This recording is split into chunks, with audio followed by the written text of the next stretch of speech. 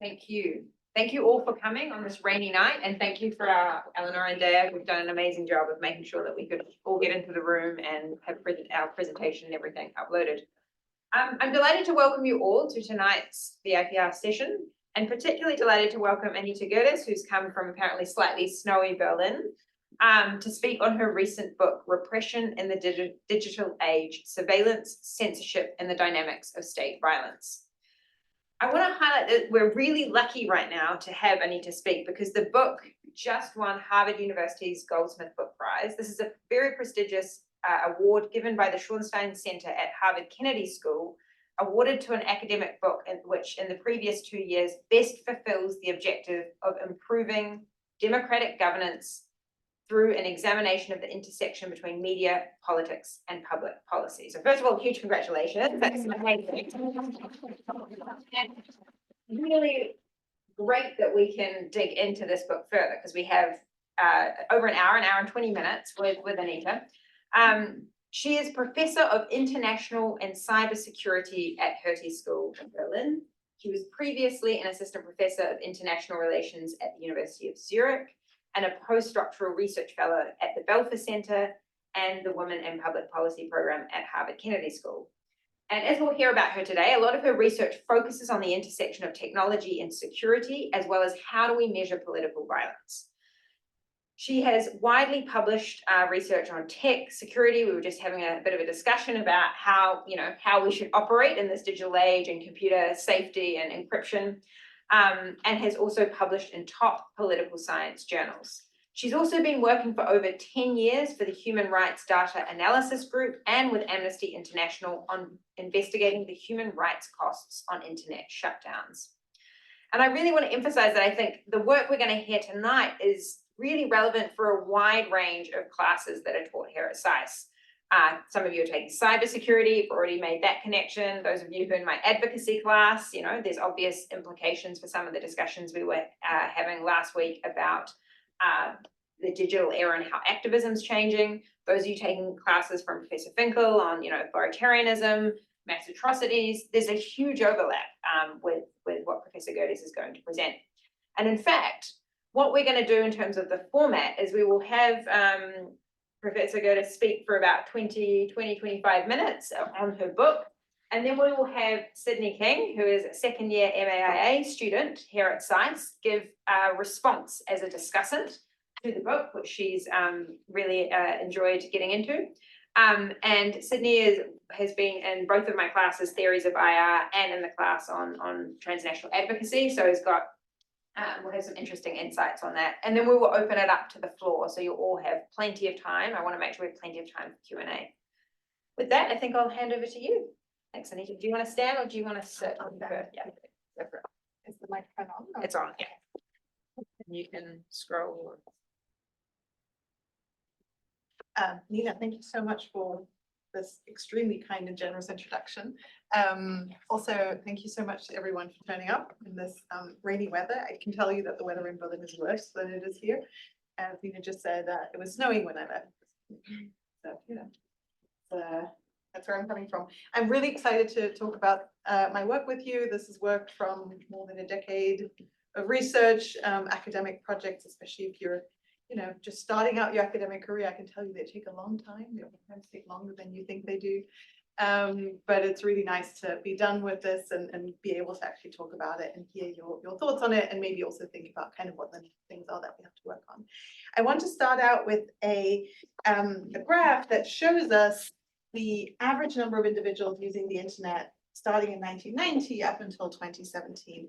And what I've done here is actually grouped them by regime type, one might say. So a lot of you working on authoritarianism, you know that measuring regime type is quite complicated, but I'm using here the regimes of the world categorization from the VDEM project. And so what you see right at the top are liberal democracies. So average share of individuals using the internet over time in liberal democracies, that's really where most of the people were living that were online in the kind of late 90s, early 2000s. So that's really where the line is the steepest. But starting in about 2009, 2010, we see that internet accessibility really also takes off in other types of other types of countries. So you can see the second line that we actually have here are closed autocracies, then we have electoral autocracies, electoral democracies, and then we have electoral democracies. And what this basically means is that the type of people living in different types of countries who are online have kind of really changed over time. And this is really interesting because if you kind of remember what the conversations around the internet were in like 2010, 2011, they were very celebratory. And there was this idea that, actually, if everyone joins, the internet, then we're soon going to see everyone move towards the top type of category, which are the liberal democracies. But we haven't really seen that happening. Instead, what we've seen is that governments have brought their citizens online, but they've done so while simultaneously rolling out online surveillance and online censorship. And this type of technology has really proliferated, and it's become much, much more sophisticated than it used to be. And we've seen, this type of technology being used in a lot of countries, but especially in repressed countries. And so the question that I was interested in studying in this kind of broader project was how cyber controls, as I call them, online surveillance, online censorship, play into states' repressive strategies. So this is what this book is about. I try to bring in new theory to think about the role of information and how information is controlled through these cyber controls, and then also bring in some evidence. And my approach here really is a quantitative approach. I have some qualitative evidence in there as well, but I really try to see what types of data can we actually collect to study these topics. Very difficult to study them. A lot of the stuff happens in the shadows. A lot of the stuff happens in covert ways. You've probably talked about this with, in your various courses here. It's very difficult to measure things that states want to hide. So that's what I try to do in this. Very briefly, when I talk about cyber controls, what do I mean by online surveillance? It actually spans a very large number of different things or activities. I mean, interception and monitoring of online information, communication, and very importantly of metadata. So we see that a lot of the technology nowadays is also used to locate individuals. So you probably all have a phone in your bag. I know some of you take a cybersecurity class. I don't want to make you even more paranoid, but it's really easy to locate you if you have the phone with you, right? So metadata here really is an important part.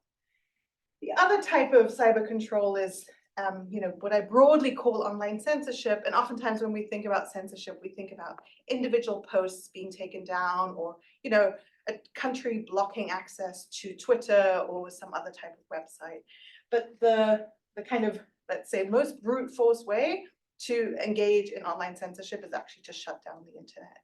And I'd say for about, a couple of years in the early 2010s, we thought that we were moving into a world where internet shutdowns were a thing of the past, and countries would mostly be engaging in more fine-grained or sophisticated censorship. And we actually haven't seen any of that. We've seen that a lot of countries engage in shutdowns, and they do so quite frequently and quite forcefully.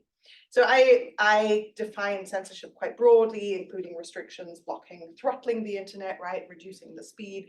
If you're at a protest and there are thousands of people using the internet, sometimes that happens naturally. But throttling basically means you might be able to send a text, but you can't send a picture, right? So you're taking advocacy classes, you can think about how that affects the information.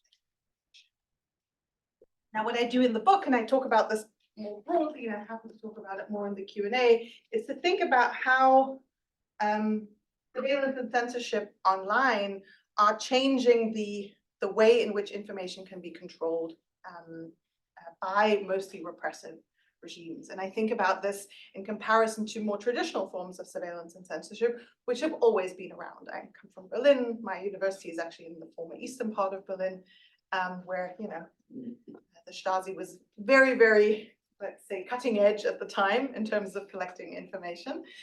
So surveillance is nothing new, but we have to think about how the internet is changing the type of information that we collect.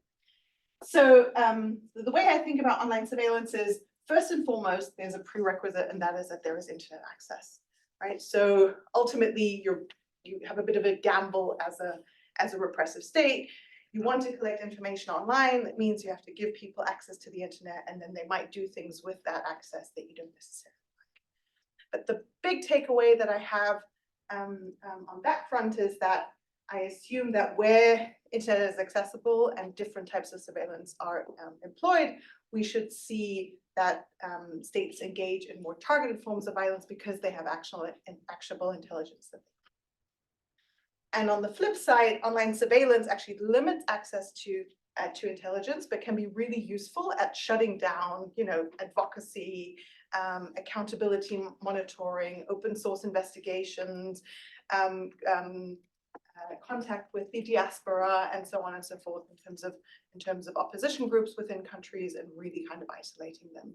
And importantly, also oftentimes shutting down their ability to fundraise, right? Because you're really kind of limiting their communication, collective organization capabilities, and so on and so forth. But at the same time, you also don't have access to intelligence, and so we're likely to see this brute force type of control used in conjunction with more extreme forms of repression. Now, importantly, we've seen in the past that governments will sometimes say we shut down the internet to keep things calm, right? So what I'm saying here is that what's actually happened is the opposite, but there is an argument out there that says, in the context of a terror attack, if we leave on the internet, then rumors will spread and maybe hate speech spreads, and then we're actually going to see more violence, right? So what I'm in fact saying is, the opposite is probably going to happen. Now, what I do in the book is I have one big case study, which is Syria. I look at nationwide internet shutdowns and patterns of mass repression. I also look at regional internet accessibility and patterns of targeted repression. Then I have a study specifically focusing on Iran in 2019, where the government shut down the internet in the context of countrywide protests. The book was finished or I was finishing the book as the Masa Ajina Amini protests were happening in Iran, and I think we could see similar patterns emerging there. And then I was also interested in, as a social scientist, we're always interested in generalizability beyond individual cases. Can we find global patterns?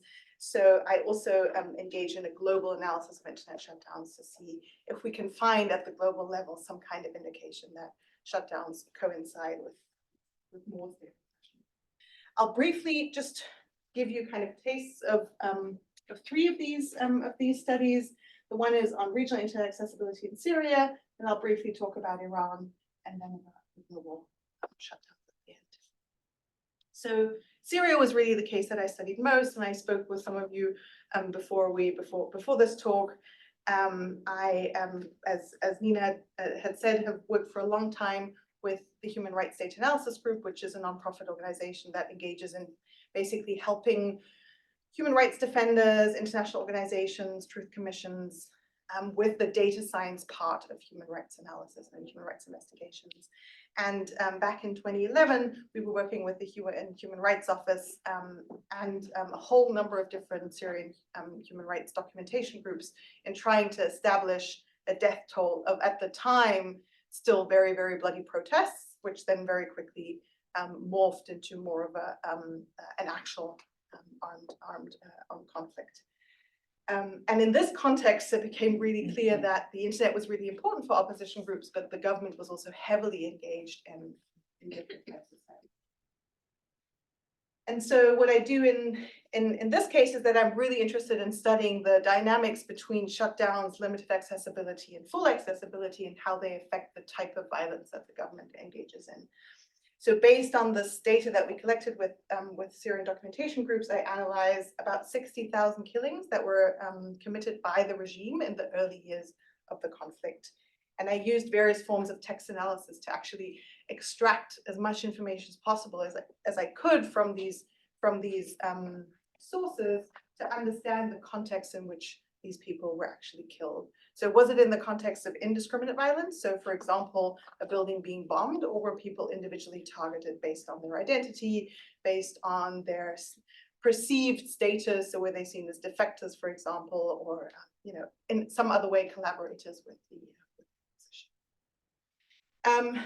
And basically I found two big results. What you can actually see here, if you can see it, it's a little bit small, but the main takeaway here is you're seeing the level of internet accessibility in different regions within Syria between July 2013 in April 2015.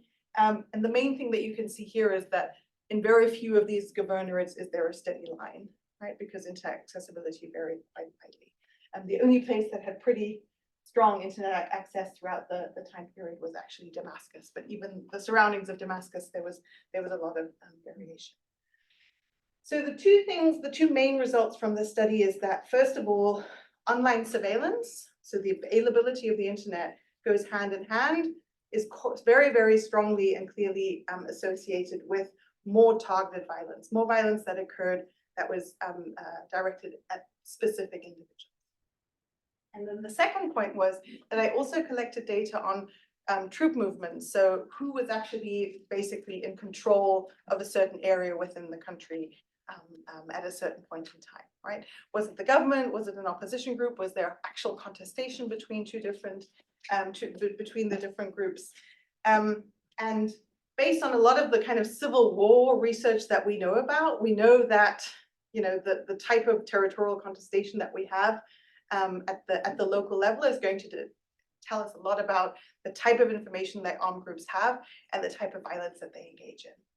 And traditionally we say, well, when, for example, the government has boots on the ground and controls a certain area, they're more likely to engage in targeted violence. Why? Because they have a lot of information about who might be collaborating with the other side. And basically what I found was that in areas where the government did not have a lot of control, having internet access gave them a new type of way to identify specific individuals that they wanted to attack, right? And so the internet is ultimately giving the side that is using it for surveillance an additional kind of benefit in extracting intelligence and then also attacking individuals. And so in that way, information gathering online is really changing some of the dynamics of warfare. The second brief evidence that I want to talk about is from Iran. So if some of you might remember in 2019, we saw protests break out in Iran, and at least from a kind of a perspective of sitting in Europe, they moved very, very quickly and in some way were quite unexpected. So, and one of the main, let's say, triggers for the protests in 2019 was a huge hike increase in the price of petrol that sparked widespread protest within the country. And this protest spread really, really quickly. People are extremely tech savvy within Iran, and we saw that people were using different types of apps to coordinate their protests. So for example, there's reports of Waze being used, like Google Maps type software being used to say, let's all gather in kind of main junctions and then put our cars there so that we can have traffic jams, right? As a way to kind of shut down the city, right? And basically the protests sparked and spread really, really quickly. And within, less than 48 hours, the government shut down full access to the World Wide Web, right? So what do I mean by the World Wide Web? Access to the outside world. Activists, diaspora members based outside of Iran were saying we're having a really hard time getting access to anyone. Now, what Iran had done, starting in the actually late 2000s, was invest in what they call a national intranet, right? Or basically an internet that would allow people to stay connected within Iran, but not necessarily abroad, right? And that mostly remained intact. So what that meant was that banking that was going over the internet and so on was still functioning, but the contact to the outside world was really gone. And here you see some of the data. I also use this data in the global analysis. This is data collected by the Internet Outage Detection Project. They have 3 different types of measures, and you can see all of them radically drop in this time period of the internet outage. So we have some kind of forensic tools that tell us that this internet outage actually occurred. Now, what was the effect of this? Well, we saw that in the context of this shutdown, there was mass repression that occurred by the security and paramilitary forces. And this was work that I actually did together with the Amnesty Tech team and the Amnesty Iran team, where we had a lot of evidence showing that tear gas was being used, live ammunition was being used that was aimed at vital organs, which we can kind of reverse engineer to mean that there was a shoot to kill strategy behind this. Thousands were arrested and detained. And the important thing was that the shutdown went correlated with the qualitative change in the type of repression that occurred. So relatives were silenced, friends of the victims were silenced, and they were pressured not to speak out. So for example, there were reports of families who only got the bodies of the people who'd been killed in the protests back under the condition that they had very, very small funerals, right? And didn't talk about what happened, right? So you can see how a shutdown that is intended on limiting information access is associated with a type of repressive strategy that also aims at containment. At the same time, there was a strong information campaign on state media reporting that these protesters and rioters were foreign conspirators. Mobile phones were oftentimes confiscated when people got the bodies back from the people who'd been killed. They oftentimes were given back to them without people's devices, so the devices were kept. And news outlets, especially based in Europe at the time, estimated that there was about a 24-hour time lag in terms of what we knew what was happening in the country vis-a-vis the protests. Now, we've all been following protests all over the world. You can imagine what it means to have a 24-hour time lag. That's huge, right? That's a huge time lag, and it's a time lag that really helps the perpetrators control the narrative. Now, what you see here are videos that were collected by local networks of the Amnesty Iran team. And you can see these are at the hourly level, actually. At the hourly level, the density of the number of videos that were collected prior to the internet shutdown, so the internet shutdown is in red, was just much, much denser than what the video evidence that they collected in the aftermath. So this, I created this graph a year after the protests, right? So this is not like immediately after. But what you can really see is that even once the internet goes back on, it's not like tons and tons of new material comes out, right? So the shutdown really has a stifling effect on the amount of information that we have. What's interesting from the other perspective is how people actually react to this shutdown, right? So there's a lot of different types of, there are a lot of different types of circumvention tools that are available. One that is used, you know, in a lot of different countries, and that is also quite popular in Iran is Tor, which is not just a circumvention software, but also an anonymizing software, right? So if you use it for circumvention, the added pluses that you're actually relatively anonymous online. And what you can see here are the daily number of users, or an estimate of the daily numbers of users, Tor users in Iran. Again, in gray is the shutdown. Clearly, you can see during the shutdown, Tor is not necessarily used because you can't access the internet. But in the aftermath of the shutdown, actually way more people are using Tor, right? So the shutdown in a way triggers an increased interest in censorship evasion, right? And it actually remains pretty for quite a long time. I also looked at data into January, and the levels actually remain higher, right? So part of the story here is that people learn out of these experiences, right? And then kind of start becoming more interested in censorship. Okay, so we have Syria, Iran. Now I just briefly want to talk about the national level or international level before we get to the conclusions. Of course, Iran and Syria are some of the most repressive countries that I could study, right? So I was broadly interested in knowing, well, what's the overall association between internet shutdowns and state repression?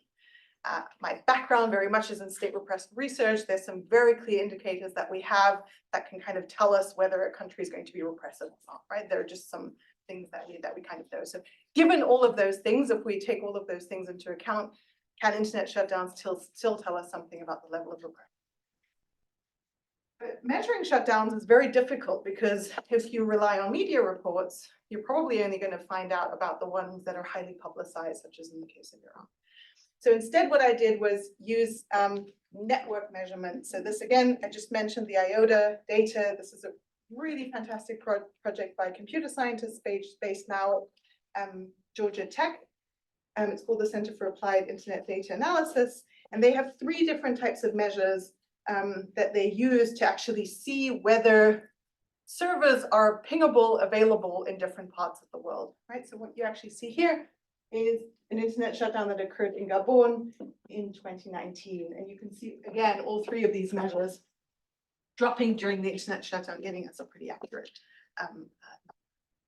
Now, of course, not every internet shutdown is purposeful. It could be due to damage or some other types of lapses. So we have some measurement error here, but I prefer to have the most conservative measure there is and err on the side of including maybe some of these outages, then only accounting for the ones where we know that something happened. And so what I'm showing you here is the relationship between different levels of repression. I'm using a very common repression scale here, which is the political terror scale, has 5 different levels. 1 is basically a country that respects human rights, and 5 is a country that is engaged in extreme, what some people might call state terror, right?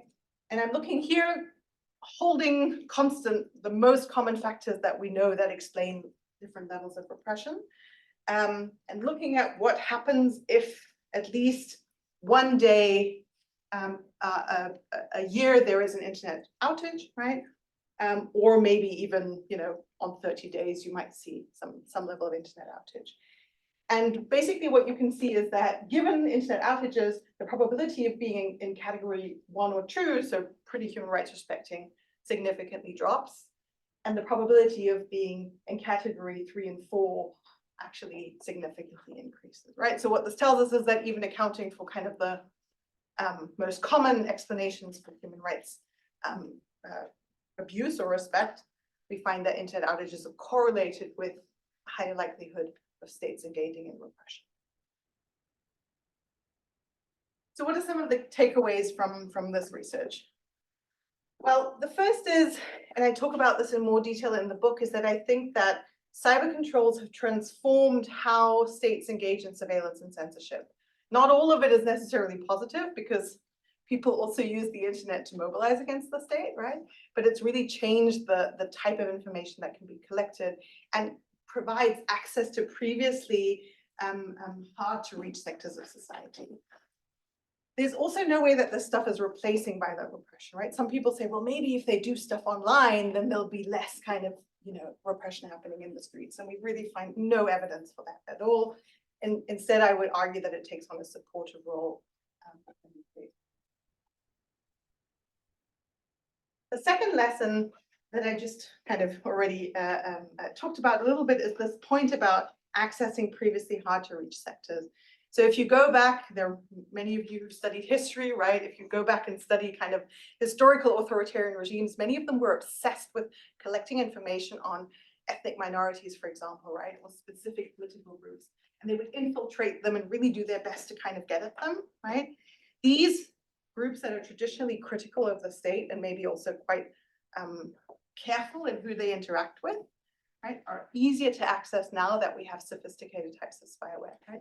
And in a sense, it's really changing state reach when it comes to these hard to reach groups.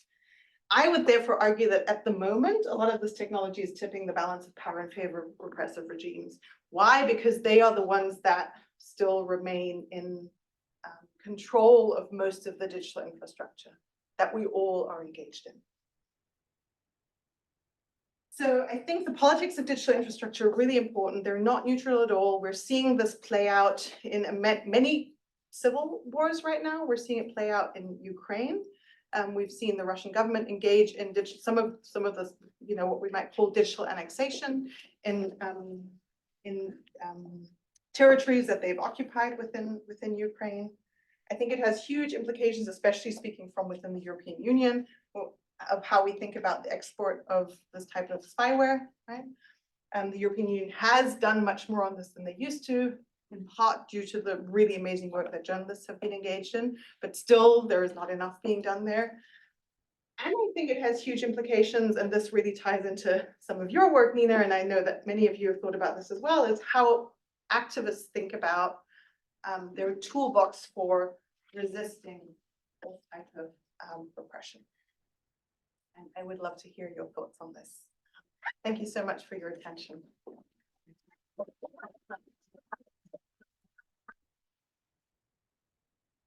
Thanks, Anita. That was great.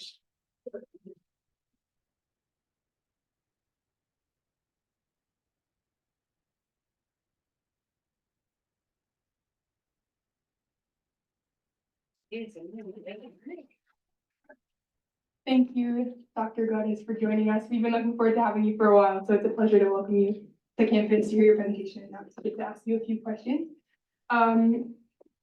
I think the topic of repression in the digital age is so compelling because the internet is part of people's everyday lives, but maybe still, are mostly naive about the ways that it can be used for state violence or state repression. Or as an instrument of that, whether that's by, like you said, suppressing information in censorship or collecting information in surveillance. So yeah, it's poignant to see the ways that the internet, a relatively speaking new tool in state violence, can be used. Your book shows that governments can use the internet as a strategic tactical tool, which I'm happy that you didn't talk about the first point because that's what I wanted to ask you about from your book, so it's perfect. And yeah, in your book, you highlight, especially the case of Syria. You found that in the case of Syria, just a few weeks before the mass protest in 2011, before they began, a few weeks before they began in 2011, that the internet access was broadened in the country, which seemed strange, okay, especially when I was first reading it, but that this was a part of Syria's security strategy, probably to increase surveillance, which is what you show. And then you observe repeated internet blackouts in the country with moments of increased state violence linked to that. Interestingly, okay, I have found this interesting that those were not necessarily to hide what was happening, like to block pictures or videos being posted to Twitter, but instead the blackouts primarily served a tactical advantage for state for the state against opposition groups, which isn't something that I thought about. I just only considered that it would be, okay, posting it, or now the information is not able to spread to the rest of the world, but there was actually a tactical advantage for those groups, like something as simple as not being able to access Google Maps for the opponents. Okay, or maybe you can talk about some other reasons that it's a tactical advantage. And so I want to ask you an opening question related to the Syrian case. I'm curious what the process of coordination of repression is in the country, or in the government. So we can observe that the internet was made, in this case that you talk about, the internet was made more accessible, and then there was repeated blackouts linked with increased state violence. So then we observe that the planning and the coordination on the part of the government. But I'm wondering if you can provide us with some insight into what exactly that means. So when I was reading, I was curious about when we talk about governments doing the blackouts or governments increasing in the beginning the broader access to the internet, who exactly is making those decisions, at what level of government is their organization, and also maybe this is like sub point, is their organization with private entities? I guess if there are, especially with internet service providers, so like if there's numerous internet service providers, if they are private versus state owned, then probably repression is more difficult because yeah, there just would be more coordination and maybe less cooperation. So I'm curious, maybe if you can talk about that. Yeah, just insights into government coordination and repression as like a starting question, and then anyone can ask. That was great. Go for it. Yeah, thank you, first of all, for so closely reading it. And I think you really asked a really, really important question, which is how does this actually work, right? Like how, what are the kind of mechanics of this?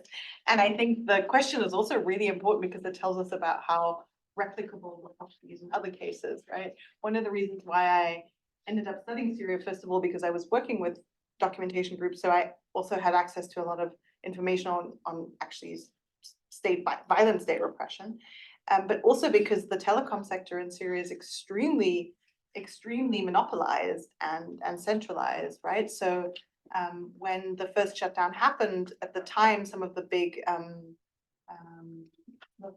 kind of internet service provider organizations were analyzing exactly how the shutdown happened, and that can really, the way that it was done in a very deliberate, quick way, and in such an all-encompassing way was really only possible because the internet was so centralized.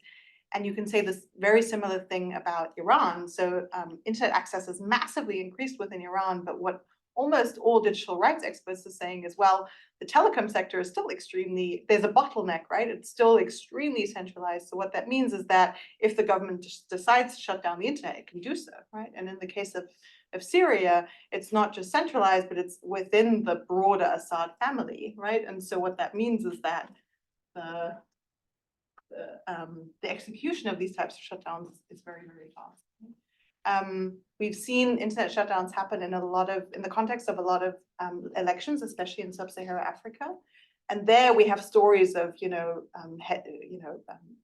execs of ISPs being pressurized, right? Like actually being pressurized. But when you look at how those shutdowns happen, they oftentimes happen over a longer period of time, or, one ISP will shut down, the other won't, or it'll take a bit longer. And so this kind of from one day to the next is something you can really only do when you have this kind of centralization. The other really important part is that a lot of this is trial and error, right? So I talked about the responses to censorship in the case of Iran, right? In 2022, Iranian protesters were much more savvy about circumventing shutdowns than they were in 2019.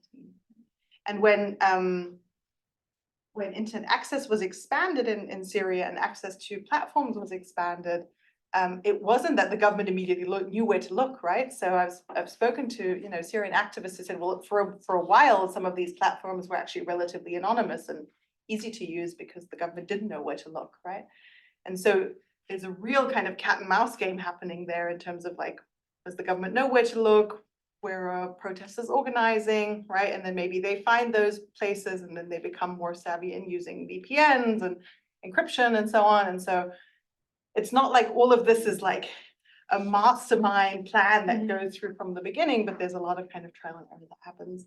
And one of the things that I really tried to do here was focus on a relatively, just a couple of years, relatively at the beginning of the conflict, also before Russia became a partner or kind of a main part of the conflict, because they of course also brought very different tech skills to the game. And then the point that you made about hiding, I think is really interesting, because I went in exactly, I remember in 2012 when I started working on this, I was like, they're doing this to hide violence, right? But if you shut down the internet for one day, you don't like the usefulness in terms of hiding violence is not really there. But the disruptiveness to the other side definitely is there. Whereas what Iran did was actually shut down the internet for almost a week. And so there, the strategy in terms of like hiding what was happening and using this kind of controlling the narrative, pressuring families to stay silent was much more a part of the strategy than what it was in Syria. So yeah, you really put your finger in that. Wonderful. Thank you so much for kicking off the discussion. That was a great set of comments and questions. I have a fair few questions, but I'm going to open up first. I don't need to go into it. So put up your hand and maybe briefly introduce yourself. So,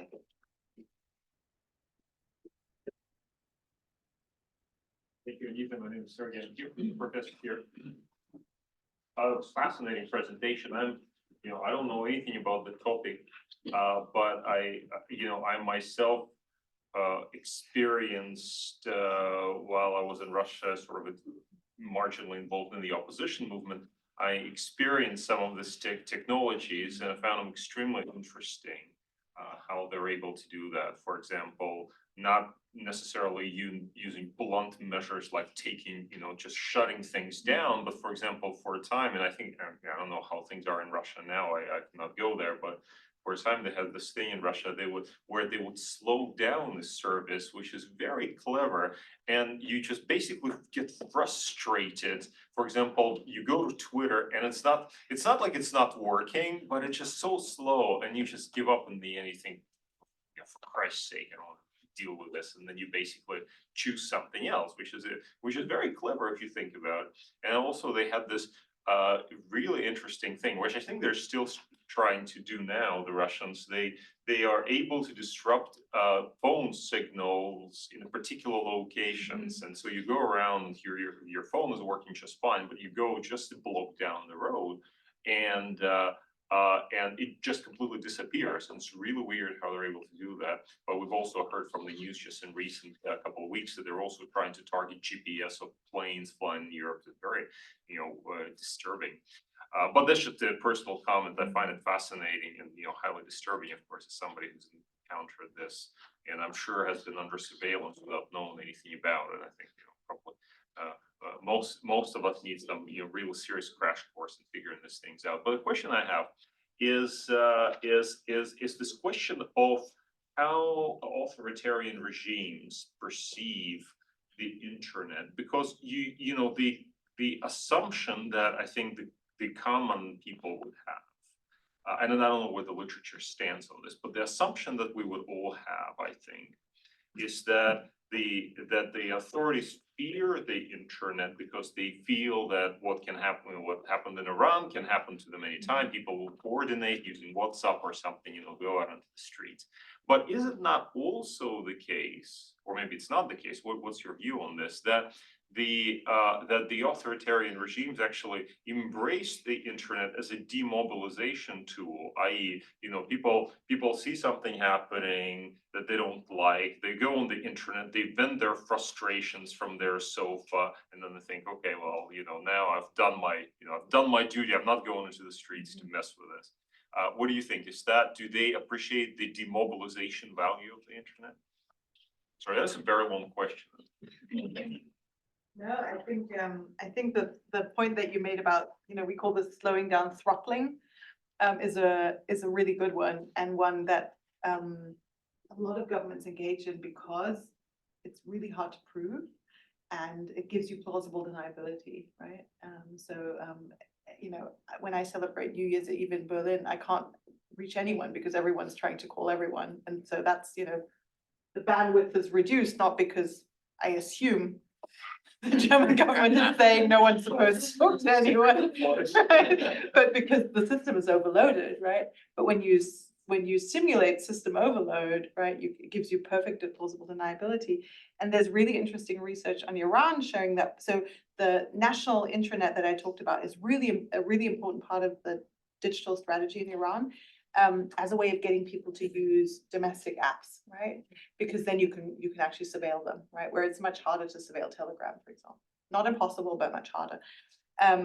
And so what they'll do is really throttle access to foreign apps to get people to move to the other apps, right? Because you get so frustrated, you just want to send someone a picture, you might as well use the. And the Chinese were the pioneers of this many years ago. Exactly, right? And the Chinese really are the pioneers on a lot of this. So how do authoritarian regimes perceive the internet? I think, again, it's a hugely dynamic field.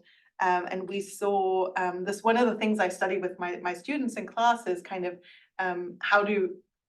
what's the onset of using the internet?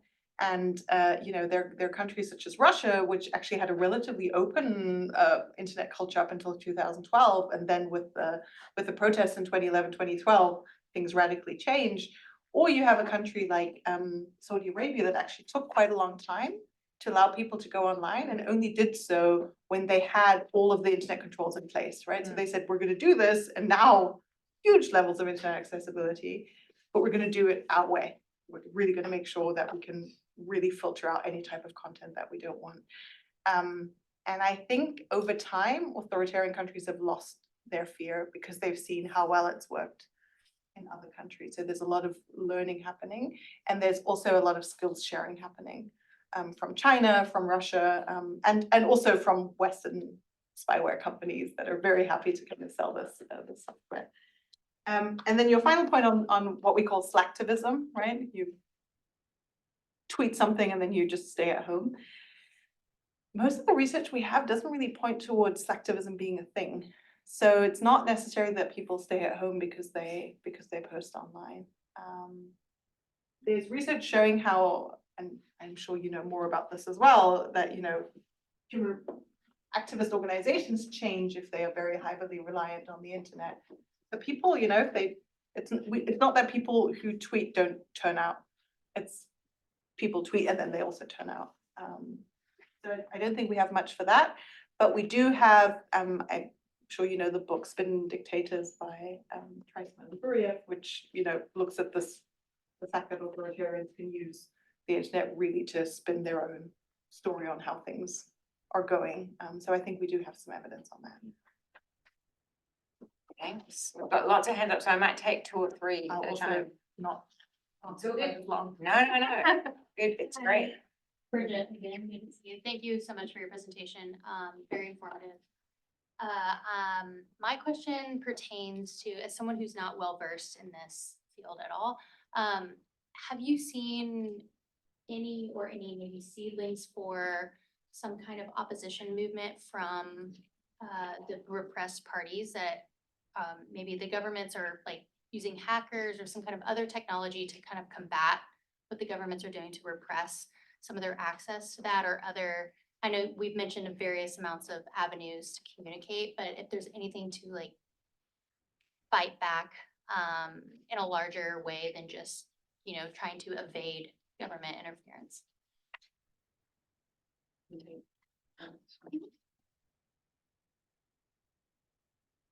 Hi, thank you. My name is Jacob. I'm also part of Professor Hall's transnational advocacy course. My question is kind of similar to Bridget's in that I'm looking at how people respond to these kinds of crackdowns. And if you've seen in any of your research, rather than just bypassing shutdowns or censorship, if they use that strategically to throw off the autocratic government in any way, that's where I'm thinking with it. Hi, my name is Prakriti, also in Professor Hall's class. I was kind of wondering more about the reasons why a government might choose to implement like an internet-wide shutdown, as opposed to perhaps just censoring specific things.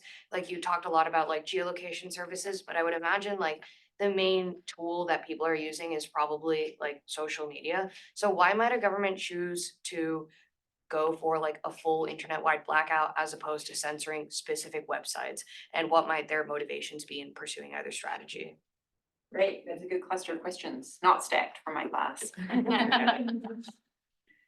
Let me see. So Bridget, Jacob, you both asked about kind of how opposition groups respond. So I have to clearly say I've spent most of the last 10 years focusing on government. So that's really kind of where most of my research has been. There is of course research looking at opposition movements. And I think there's an interesting ethical question about how deep you want to get into talking about some of these, especially like, let's say, more covert ways in which opposition groups work on this topic. I think there's a lot that we can learn, but I think there's also some things where I think maybe we shouldn't be studying them, or at least not making them too public. But I think there's a lot of self-help happening. I think what we've seen is protest movements across different types of countries really sharing skills. So you'll probably remember in 2020 Black Lives Matter protests. Protesters from Lebanon were writing like these big self-help guides on how to escape geofencing, right? Like your SIM card being registered. Like how do you go to a protest when you have a government that is really well versed in kind of technology. So I think there is some of the skills sharing happening as well between different groups. I think groups have become way more savvy about strategically releasing information, so information flooding. And by the way, not just non-state groups. I think what the US and I think mostly British intelligence services did before the Russian invasion of Ukraine, it was exactly that, right? Information flooding and saying, before the other side can engage in a disinformation campaign, we're just gonna throw all of this information out there. Exposing corruption, I think the Navalny campaign is really engaged in a lot of this, right? Like kind of digital forensic analysis. Why shutdown? Why not just censorship? Yeah, I mean, I thought, we'd be moving towards a world of sophisticated censorship, and we really aren't. And I think one of the reasons goes to your point, which is it's sometimes easier to engage in a full shutdown. And the other point is that it's actually quite difficult to engage in domain level censorship in a way that can't be circumvented through circumvention technology, right? So you can either block the URL or you can actually block the IP address, which is harder to circumvent. But it's still easier to get around blocks when you're just blocking parts of the internet and not everything. So I think that's part of it as well. I think some countries just engage in entire internet shutdowns, because then the narrative is to say, we're shutting everything down because we want to prevent violence, and not just individual websites. But also there is a lot of domain level censorship happening. So Access Now, for example, a big digital rights group, they actually define shutdowns as the inclusion of censorship of individual websites. So the definition used by different groups is actually a bit. Let's go for another round of questions then. Can I? Yeah, go for it, and then Dara. Okay, great. Thank you. I'm Eleonora. I'm a first year Maya, and I'm doing a paper on cyber peace building. So I was wondering if you, in your career, you have the opportunity to see cases where the cyberspace has been used to bring up human rights, violation of human rights, has made the state being more transparent, act more transparently, and therefore has actually helped to create to reinforce the social structure after maybe a civil war or massive human rights violations. Question in front. I already asked a couple. Yeah, go ahead. Anita, thank you for the talk today. I wonder, how can people cope with this, especially during the times of the shutdown, and if there is anything that could be done to prepare for another shutdown? Because Starlink in Ukraine, that's a prime example. It was game changer basically for Ukrainians. In Cuba, for example, there is creation of private networks by gaming community, for example, and they are creating alternatives to communications. This is something different, but it's not the internet, it's TV and calls. But in 1980s Poland, for example, when there was communist oppression, Solidarność movement and bunch of hackers basically hacked the national TV to communicate and to spread the messages. So I wonder what could be done in especially when there is the shutdown, when the internet is down.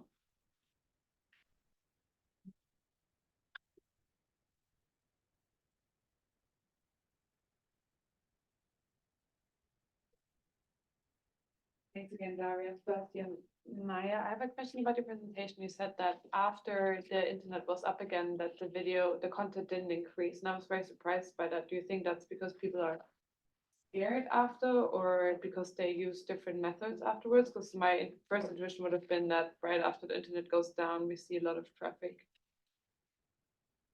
We'll take those three, and then we'll go back for another round. Yeah, so cyber peace building, I think there's a lot of discussion about this right now, and thinking about how digital development can address inequalities and be used to kind of empower marginalized groups, right? I think that those are really important discussions to be had. I don't know a lot of research that's actually studied this to that extent. I do think we have also from authoritarian countries examples of the internet helping with increasing transparency and government responsiveness, especially at the local level. So there's actually quite a lot of work by colleagues of mine who study China, who've studied how these kind of reporting mechanisms at the local level can help improve or expose corruption at the local level, right? And can actually lead to swift government responsiveness, right? None of that in any way challenges central state power, right? But that doesn't mean that doesn't have a qualitative effect in terms of improving people's lives. So I'm not a China specialist, but I have read my colleagues' research on this, right? Really saying there are ways in which it can lead to improve government responsiveness.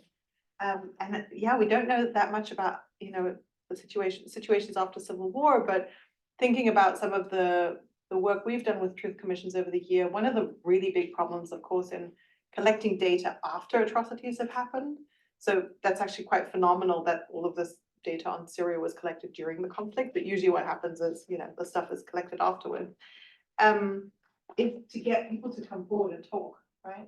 So if we could actually use digital technologies to get people to lower the entry in terms of people participating. I think that's a really, promising thing to think about.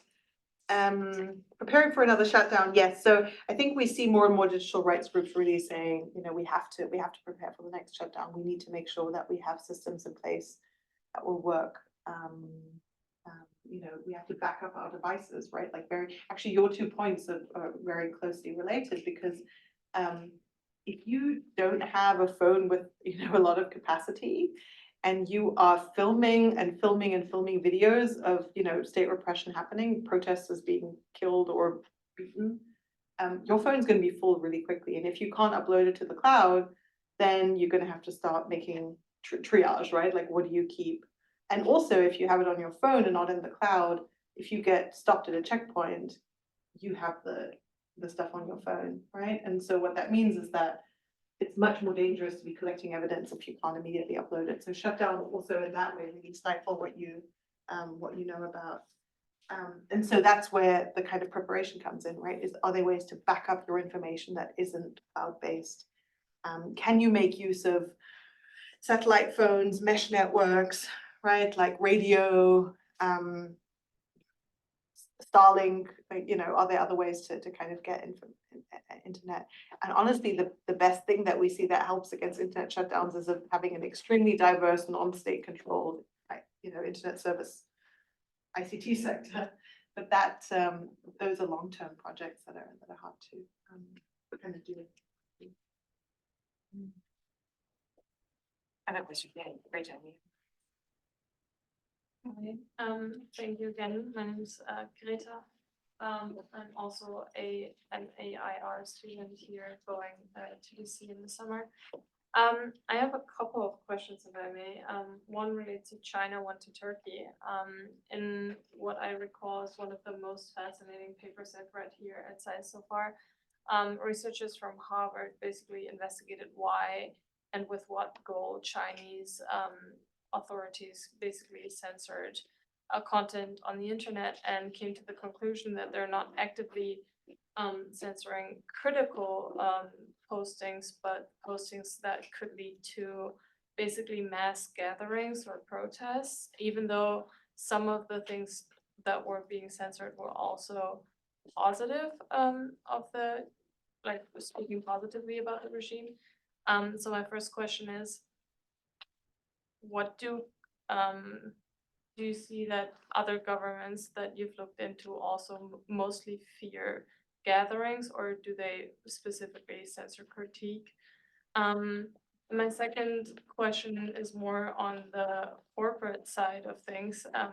What's the role of basically social media companies? What's their agency in this? In Turkey, I think after Gezi, we've seen some cases of I think Facebook cooperating with the Turkish regime and shutting down Kurdish websites, for example, pages, for example. Can you speak a little bit to that? Thank you. I might jump in with my own question unless somebody else has one.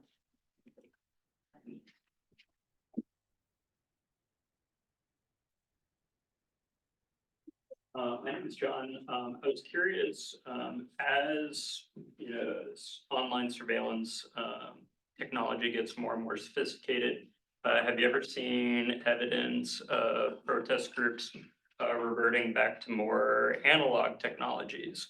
Or if you think more broadly, if there's a future for analog tools in order to circumvent internet controls, things like Radio Free Europe.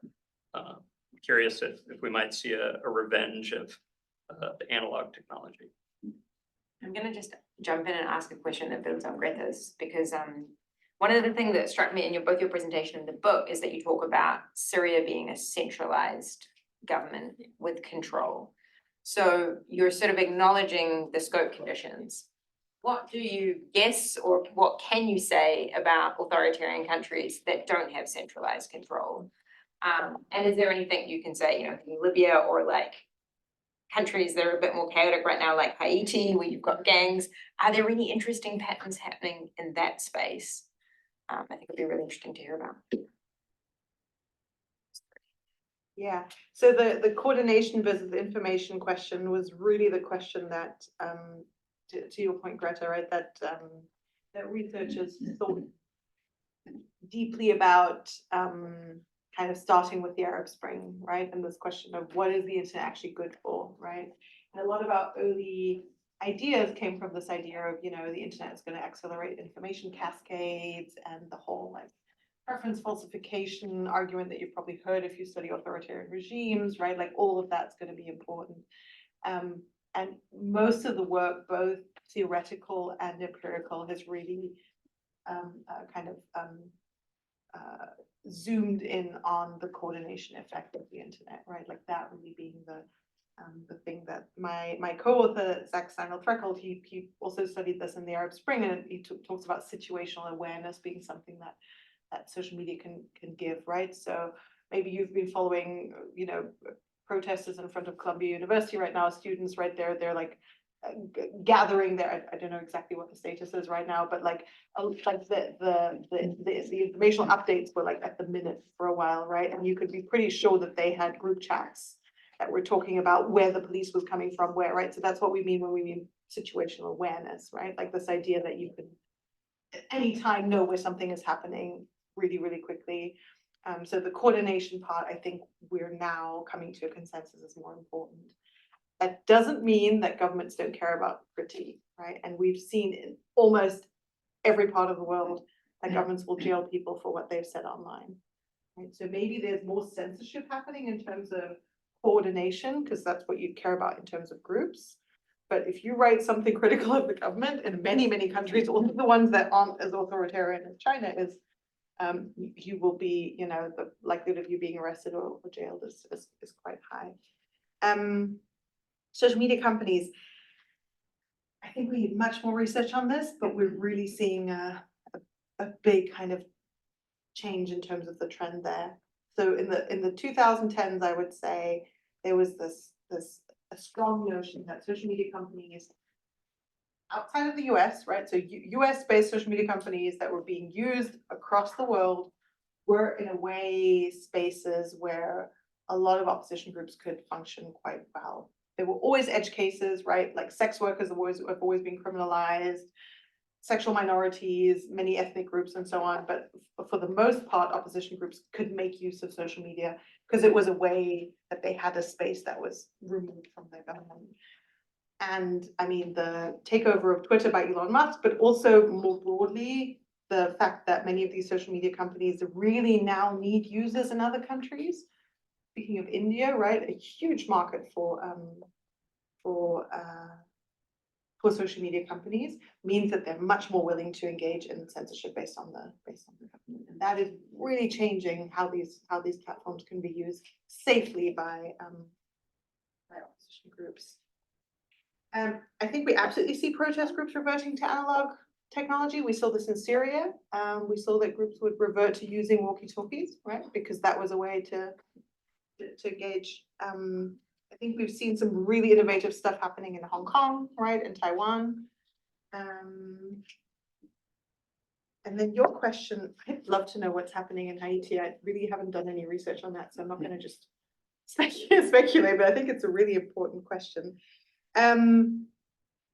We've seen a lot of internet shutdowns happen in countries without centralized internet control. They're oftentimes a bit more chaotic. And we see many of these countries engage in things such as also coming up with cyber legislation that's repressive, and kind of using a multi-pronged approach, one might say, in terms of engaging in censorship and self-censorship. But it tends to be a little bit more chaotic, but it's also used in less centralized.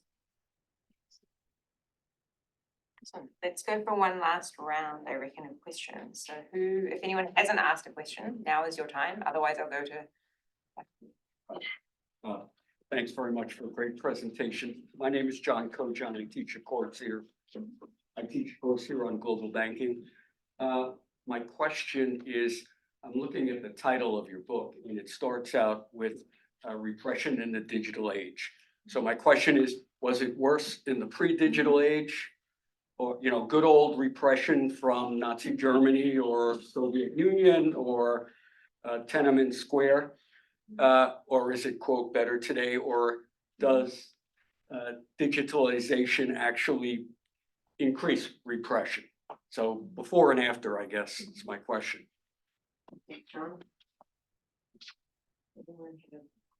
Okay, yeah.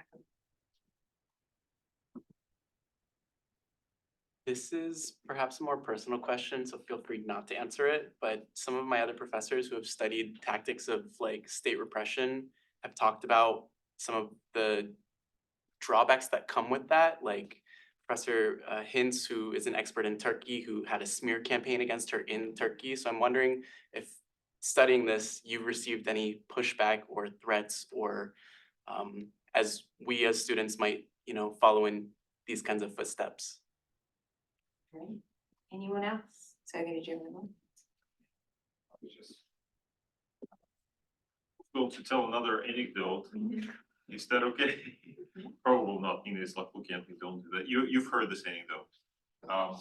But I used to live in China, and I received, at one point I was receiving death threats from anonymous accounts, which I found very interesting.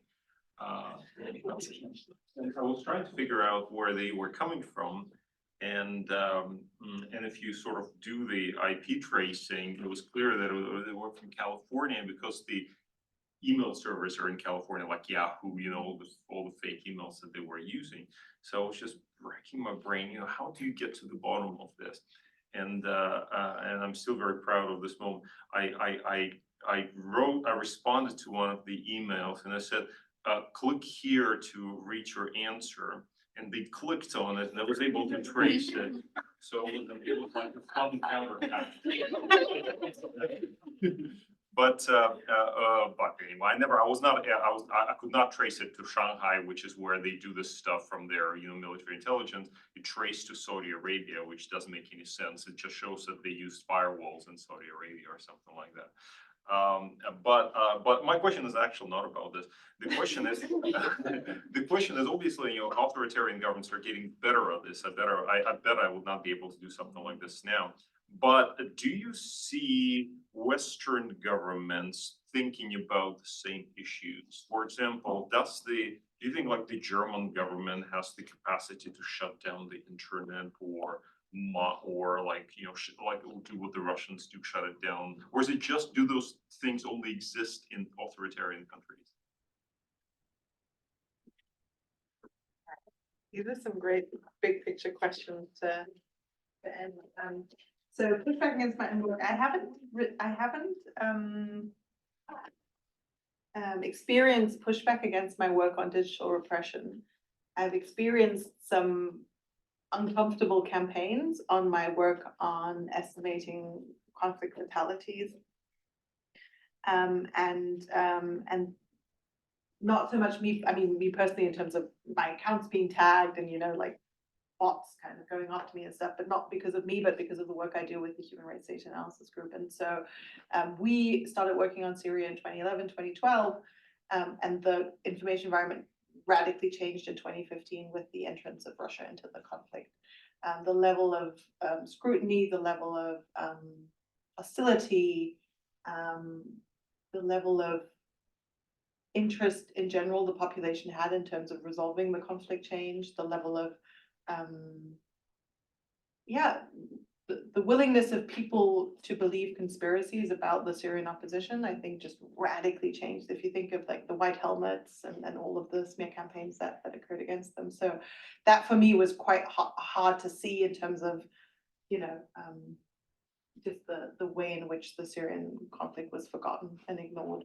And I think a lot of that had to do with the really effective disinformation campaigns that work quite well on Europeans as well.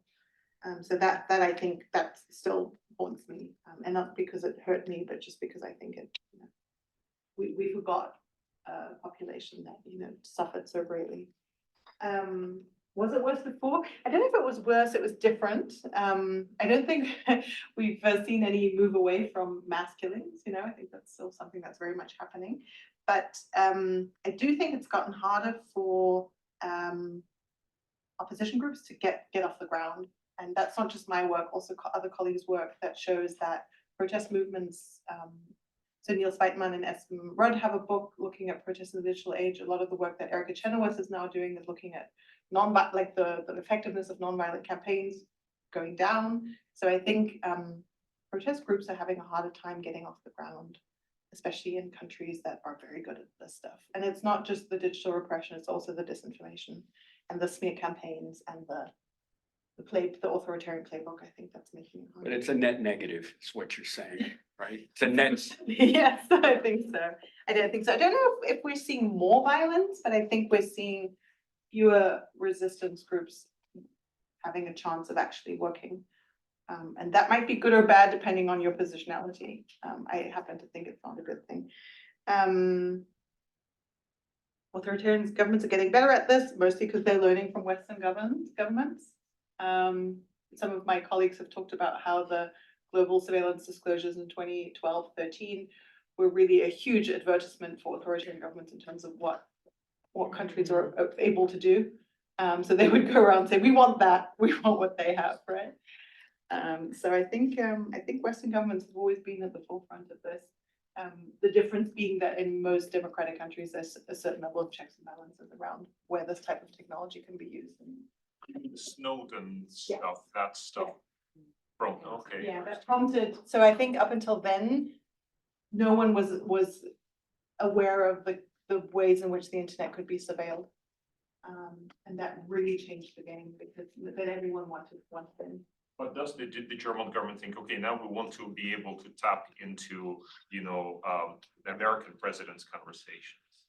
I don't think that necessarily. I think more in terms of, yeah, having an eye on groups that you deem problematic.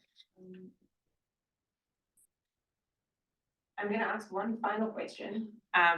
What are you working on now? Where's your research taking you post your book? Yeah, I think so. One of the main projects I worked on in parallel to this book was another topic that's a great fun at parties, which is the killing of journalists. Also, you know, really sad, awful topic, but it got me really interested in understanding how the media apparatus is challenged, not just in autocracies, but also in democracies.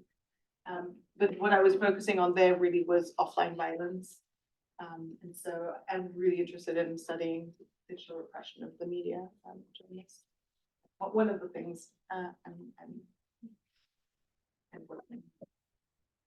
Fantastic. Well, thank you so much, Anita, for coming to speak to us. I think this was an incredibly enriching conversation, and I like the way it weaved together, you know, themes that are obviously come up in classes from Lisa Hintz's protest class, right through to like Professor Finkel's class on authoritarianism, mass atrocities, my class on activism. It really felt like you were able to respond to some things that, you know, students here have been reading and grappling with. And also an incredible range of countries and places from Iran, Syria, Turkey, China, Russia, Germany, you know. I think that's it's been a real benefit, I think, to the conversation to get at what are some of the macro trends and how repression is changing, if it is, and will certainly give us all food for thought about what we do with our phones, I guess, now.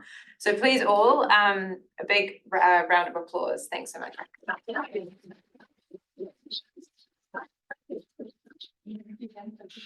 Yeah, thank you. That's great. Great fun. Great question. That was great. you know, when people ask. Yeah. Thanks so much. Yeah, great to meet you. Funny how it